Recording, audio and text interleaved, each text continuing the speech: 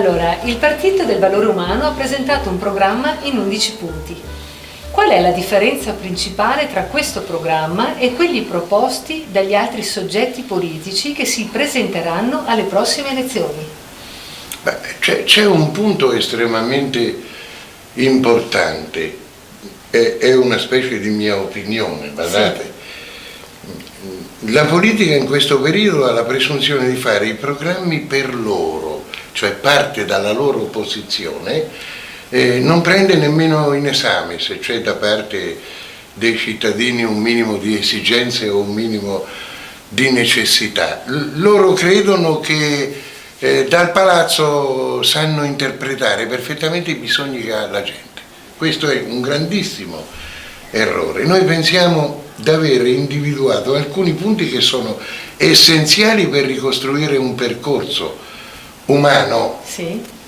E pensiamo pure che quel tipo di programma lo costruiremo e lo definiremo insieme alla gente, perché vedete, le grandi democrazie, a differenza di come interpretano attualmente anche alcune persone, è che noi dobbiamo governare con la gente e per la gente, mai farci governare dalla gente, è vero, ma sempre con la gente e sempre per la gente. Questo è il nostro popolo, è un popolo meraviglioso, dovremmo solo ascoltarlo, razionalizzare insieme a loro un grande intervento. Io sto lanciando un messaggio forte, forse sarà anche il secondo punto che lei mi chiederà, questa splendida donna mi chiederà, ed è, guardate, noi dobbiamo uscire dal libro dei sogni così come ce l'hanno presentato fino ad oggi.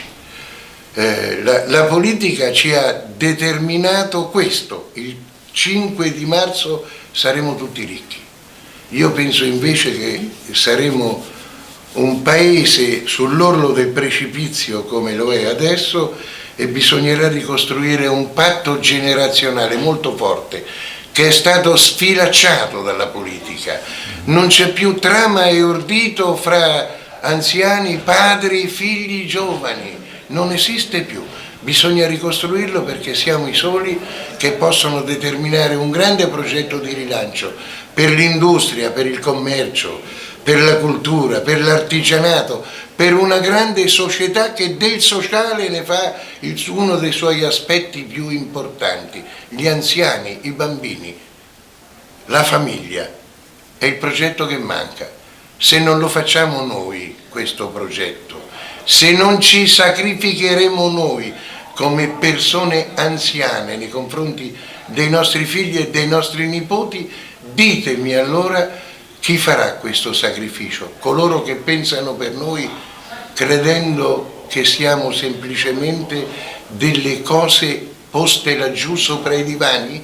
No, signori, bisogna rimboccarci le maniche e dire siamo pronti ancora una volta, come coloro che vennero e ci lasciarono quest'Italia. Noi siamo pronti a fare un grande sacrificio, siamo pronti a farlo insieme a coloro che ci daranno le possibilità di essere ascoltati e di portargli tutta la conoscenza, tutta la coscienza e tutto il sapere che abbiamo. Signori, siamo pronti ad aiutarvi, con noi, con i nostri sacrifici, per il bene dei nostri figli e per dargli una prospettiva.